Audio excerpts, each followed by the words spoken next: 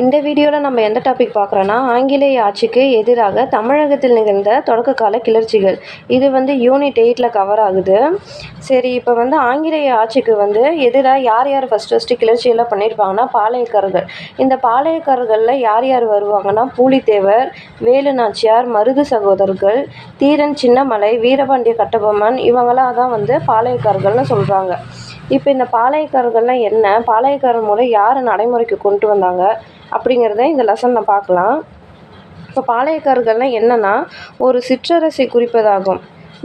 பாளையக்காரர்கள் இவங்க பிரிட்டிஷ்காரங்க பாளையக்காரர்கள் என்னன்னு சொல்லுவாங்கன்னா, போலிக்கர் அப்படின்னு சொல்லுவாங்க. இப்போ இவங்களாம் என்ன பண்ணுவாங்கன்னா, ஒரு அரசர் ஒரு பெரிய இடத்த நிறைய சிற்றரசர்கிட்ட கொடுத்து, அதாவது சின்ன சின்ன பகுதியாக பிரித்து, இதுக்கு நீ இருந்துக்கோ அப்படின்னா அந்த சிற்றரசருக்கு பேர் தான் பாளையக்காரர்களாக கொடுத்துருக்காங்க. பாளையக்காரர் கொடுத்து நீ இதை ஆட்சி செஞ்சுக்கோ, நீ அந்த மக்களை பார்த்துக்கோ, ஆனால் அதுக்கான கப்பம் எனக்கு கட்டிடணும் அப்படின்னு சொல்லியிருக்கிறது தான் இந்த பாளையக்காரர் முறை.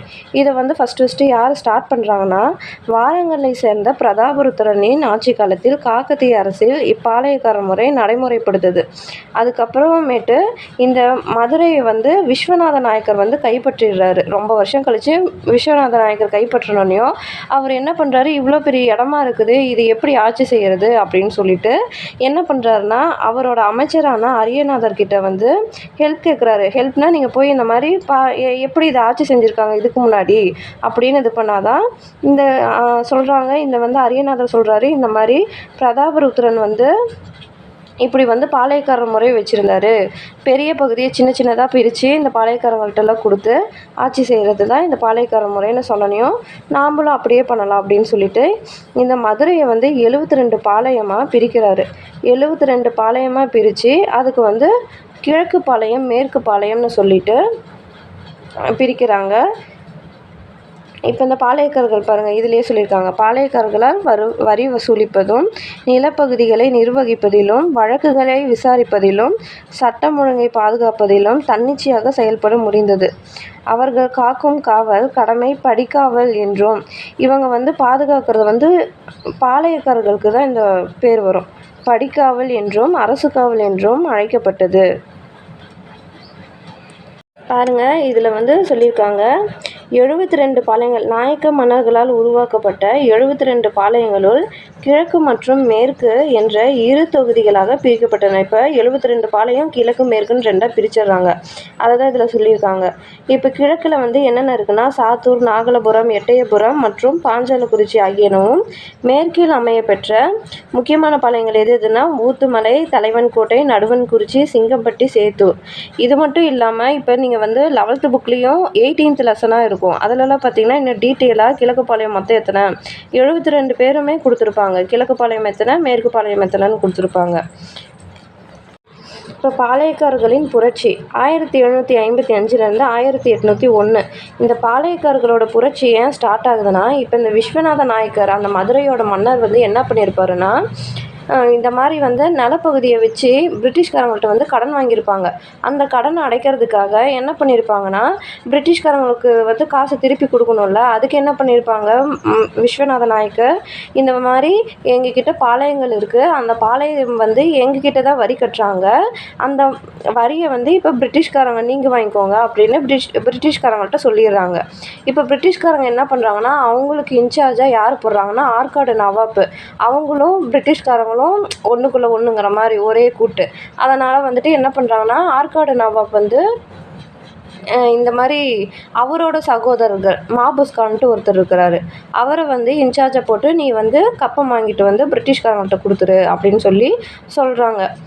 இப்போ இந்த பூலித்தேவர் ஏன் ஃபஸ்ட்டு இவர் தான் பாளையக்காரர்களையே ஆங்கிலேயரை எதிர்த்த இப்போ பூலித்தேவரின் புரட்சி. பூலித்தேவர் இவர் தான் பாளையக்காரர்களையே ஃபஸ்ட்டு பிரிட்டிஷ்காரங்களை எதிர்க்கிறாரு. இவருக்கு என்னென்னா, நான் இவ்வளோ நாள் விஸ்வநாத நாயக்கர்கிட்ட தான் வரி கட்டிகிட்டு இருந்தேன், திடீர்னு நான் ஏன் இந்த மாபூஸ் கானுக்கு நான் கொடுக்கணும், நான் ஏன் இன்னொருத்தவங்களுக்கு நான் வரி கொடுக்கறதுக்கு நான் என் மக்களுக்கே கொடுத்துட்டு போகிறேன், அது எங்களுக்கே ஆகட்டும் அப்படின்னு சொல்லிட்டு பூலித்தேவர் வரி கட்ட மறுத்துடுறாரு. இவர் தான் 72 பாளையங்களில் முதலாக பிரிட்டிஷ்காரங்களை எதிர்த்த, ஆங்கிலேயரை எதிர்த்த பாளையக்காரர் யாருன்னா பூலித்தேவர். இவரோட இயற்பெயர் என்னன்னா காத்தப்பர். இவர் செப்டம்பர் 1 1715 பிறக்கிறாரு. இவங்க வந்துட்டு பூலித்தேவர் வந்து என்ன பண்ணுறாங்கன்னா, இப்போ வரி கட்ட மறுத்தோடனையும் பிரிட்டிஷ்காரங்க அதை நோட்டீஸ் பண்ணி, என்ன இவன் வந்து ஒருத்தன் வரி கட்டலைன்னா மற்ற பாளையக்காரங்களும் வரி கட்ட மாட்டாங்கல்ல அப்படின்னு சொல்லிட்டு ஃபஸ்ட்டு இவனோட கதையை முடிச்சிடலாம், அதாவது சண்டைக்கு போகலாம் அப்படின்னு சொல்லிட்டு சொல்கிறாங்க. இப்போ யார்கிட்ட அதை சொல்கிறாங்கன்னா, பிரிட்டிஷ்காரங்க வந்து கர்னல் ஹெரான்கிட்ட வந்து சொல்கிறாங்க. கர்னல் ஹெரான் வந்து அப்போ தான் இன்னொரு இடத்துல சண்டைக்கு போயிருப்பார். அப்போ தான் சண்டை போட்டு என்னோட படையெல்லாம் டயர்டாக இருக்குது, இவர் வந்து நான் பூலித்தேவர்கிட்ட சண்டை போடுறத வந்து மறுத்துடுறேன் அப்படின்னா அவர் அதை மறுத்துடுவார். ஏன்னா நான் வந்து இப்போ தான் ஒரு சண்டையில் போரில் போய் ஈடுபட்டிருக்கேன், என் படை வீரர்களும் டயர்டாக இருக்காங்க, அவங்களுக்கு சரியான சம்பளமும் கொடுக்கல, அதெல்லாம் பத்தாத டைமில் நான் வந்து உடனே அடுத்த போருக்கு ரெடி ஆக முடியாது அப்படின்னு சொல்லிடுறாரு கர்னல் ஹெரான். இது பாருங்கள், இங்கே வந்து கொடுத்துருக்குறாங்க. கர்னல் ஹெரான் தலைமையிலான கம்பெனி படை ஒன்றை அழைத்து கொண்டு இங்கே வந்து 1755 மாபூஸ் கான் திருநெல்வேலிக்கு சென்றார். மதுரை எளிதில் அவர்களது கையில் வீழ்ந்தது. கர்னல் ஹெரான் வந்து மதுரைக்கு போய் சண்டை போட்டிருக்கிறாரு. மதுரைனா இப்போ விஸ்வநாத நாயக்கரும் மதுரையை தான் பிடிச்சிருப்பாரு. மதுரைங்கிறது ஒரு சின்ன பகுதி கிடையாது, அது வந்து ஒரு பெரிய பகுதி. அதில் தான் இப்போ மதுரைங்கிறத அதில் இப்போ அந்த 72 பாளையங்கள் இருக்குல்ல, அதில் ஒன்று தான் இந்த மதுரையாகவும் வரும். இப்போ அந்த மதுரையை வந்து இவர் வந்து கர்னல் ஹெரான் வந்து வெற்றி பெற்றார்னு சொல்கிறாங்க. இப்போ மேற்கு பகுதியில் இருந்த பாளையக்காரர்களிடம் பூலித்தேவர் மிகுந்த செல்வாக்கு. இவர் வந்து பூலித்தேவர் வந்து மேற்கு பாளையத்தை சேர்ந்தவர். இவருக்கு அந்த மேற்கு பாளையங்க ஃபுல்லாகவே சப்போர்ட் பண்ணுவாங்கல்ல. இப்போ இவர் அட்டாக் பண்ணால் அப்புறம் நம்மளையும் அட்டாக் பண்ண வந்துடுவாங்க அப்படின்னு சொல்லிட்டு இவங்க மேற்கு பாளையங்கள்லாம் ஒன்றுக்குள்ளே ஒன்றா இருக்கிறாங்க. பீரங்கிகளின் தேவையும் துணைக்கலை பொருட்களும் மற்றும் படைவீரர்களின் ஊதியம் உள்ளிட்ட காரணங்களினால் ஹெரான் தனது திட்டத்தை கைவிட்டு மதுரைக்கு பின்வாங்கினார். கம்பெனி நிர்வாகம் அவரை திரும்ப அழைத்ததோடு நிரந்தர பணி நீக்கம் செய்தது. ஏன்னா பூலித்தேவர்கிட்ட வந்து நீ சண்டைக்கு போகல, நீ வந்து என்ன இப்படி சொல்கிற அப்படின்னு சொல்லிட்டு ரீசன் சொல்லிட்டுருக்கிறேன்னு சொல்லிட்டு ஹெரானை வந்துட்டு பிரிட்டிஷ்காரன் வந்து பணி நீக்கம் செஞ்சிடுறாங்க. இப்போ இதுதான் வந்துட்டு ஃபஸ்ட்டு வந்து பூலித்தேவரை வந்து யார் அட்டாக் பண்ண சொல்கிறாங்கன்னா கர்னல் ஹெரான் கிட்ட தான் சொல்கிறாங்க. அவர் வந்து முடியாதுன்னு சொல்கிறனால அவர் வேலையை விட்டு எடுத்துடுறாங்க. இதுதான் இதில் நடக்குது. இப்போ பூலித்தேவர் என்ன பண்ணுறாருன்னா அடுத்தது இப்போ வந்து கர்னல் ஹெரான் வந்து மறுத்துடுறாரு போகிற.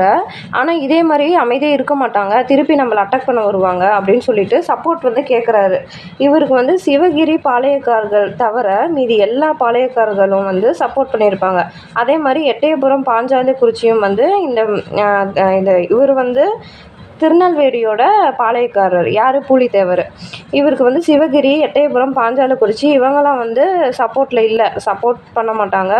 அப்புறமேட்டு பிரிட்டிஷ்காரங்களுக்கு யார் பண்ணுறாங்கன்னா ராமநாதபுரம் மற்றும் புதுக்கோட்டை மன்னர்கள் வந்து பிரிட்டிஷ்காரங்களுக்கு வந்து சப்போர்ட் பண்ணுவாங்க. பூலித்தேவர் வந்து பாளையக்காரர்களோட சப்போர்ட் இல்லாமல் பத்தாததுக்கு மைசூர் ஹைதர் அலி இருக்கிறார்ல, அவர்கிட்டயும் வந்து ஹெல்ப் கேட்டிருப்பாங்க. ஹெல்ப் கேட்கும்போது அவர் வந்து அங்கே மராத்தியரோட சண்டை போட்டுட்ருப்பாங்க. மராத்தியரோட சண்டை போட்டுட்டு இருந்தனால இங்கே வந்து எனக்கு வந்து என்னோடய படையை வந்து உனக்கு கொடுக்க முடியாது அப்படின்னு பூலித்தேவர்கிட்ட சொல்லியிருப்பாங்க. இப்போ களக்காடு போர் யாருக்கும் நடக்குன்னா பூலித்தேவனுக்கும் மாபூஸ்கானுக்கும். மாபூஸ்கான் யார், ஆற்காடு நவாப்போட சகோதரர். இவருக்கு என்ன நடக்கும்னா இப்போ களக்காடு போர்னா களக்காட்டில் தான் இந்த போர் நடக்கும். இந்த களக்காட்டில் வந்துட்டு மாபூஸ்கான் வந்து படைகளை கொண்டு வரதுக்கு முன்னாடியே பூலித்தேவருக்கு யார் ஹெல்ப் பண்ணுவாங்கன்னா திருவிதாங்கூர் மன்னர் வந்து ஹெல்ப் பண்ணுவார். அவர் வந்து பூலித்தேவருக்கு 2000 வீரர்கள் கொடுத்து மாபூஸ்கான் வரதுக்கு முன்னாடியே அந்த களக்காட்டில் படை வீரர்களை கொடுத்து நிறுத்தி வச்சுருவாங்க. அதனால் மாபூஸ்கான் வந்து தோற்று போயிடுவாங்க. இவங்க மாபூஸ்கானோட படை வந்து லேட்டாக வரும். அதனால் வந்துட்டு களக்காடு போரில் வந்து பூலித்தேவர் வெற்றி பெற்றுவார், மாபூஸ்கான் தோற்றுருவார். இதுதான் இந்த இதில் வந்து சொல்லியிருக்காங்க. திருவிதாங்கூர் மன்னர் 2000 வீரர்கள் பூலித்தேவரின் படைகளோடு இணைந்தனர். களக்காட்டில் நடைபெற்ற போரில் மாபூஸ்கானின் படைகள் தோற்கடிக்கப்பட்டன. இப்போ 3வது சண்டையாக யாருக்கு நடக்கும்னா யூசுப் கானுக்கும் பூலித்தேவருக்கும். 3வது சண்டைன்னு ஏன் சொல்கிறேன்னா ஃபஸ்ட்டு கர்னல் ஹெரான் வந்து பூலித்தேவர்கிட்ட சண்டை போட மாட்டேன்னு சொல்லிடுவார். 2வது என்னன்னா மாபூஸ்கானுக்கும் பூலித்தேவருக்கு நடக்கும். அதில் பூலித்தேவர் வெற்றி பெற்றுவாங்க. இப்போ யூசுப் கான்னா யாருன்னா மருதநாயகம், அவருக்கும் பூலித்தேவருக்கும் சண்டை நடக்குது. இதில் வந்து யார் வெற்றி பெறாங்கன்னு பார்க்கலாம். இப்போ இப்போ யூசுப் கான் யாராக இருப்பாங்கன்னா கிழக்கிந்திய கம்பெனியோட படை தளபதியாக இருப்பாங்க. அதாவது பிரிட்டிஷ்காரங்களோட ஒரு படைக்கு வந்து தளபதியாக யூசுப் கான் இருப்பாங்க. சரி நீ போய் பூலித்தேவன்கிட்ட வந்து சண்டை போடு அப்படின்னு சொல்லி அனுப்பிச்சிருப்பாங்க. இப்போ என்ன ஆகுனா இப்போ செப்டம்பர் 1860 பூலித்தேவருக்கும் யூசுப் கானுக்கும் வந்து சண்டை நடக்கும். சண்டை வந்து பாருங்கள் 2 மாதங்களாக நீடிக்குது. இப்போ 1761 மே 16 பூலித்தேவரோட 3 முக்கியமான கோட்டைகள் என்னென்னா நெற்கட்டம் செவல், வாசுதேவ நல்லூர் மற்றும் பனையூர், இந்த 3ஐயும் வந்து யூசுப் கான் வந்து கைப்பற்றி இவர் யாரை பூலித்தேவரை வந்து தோற்கடிச்சிடுறாங்க. பூலித்தேவரை வந்து தோற்கடிச்சிடுறாங்களா.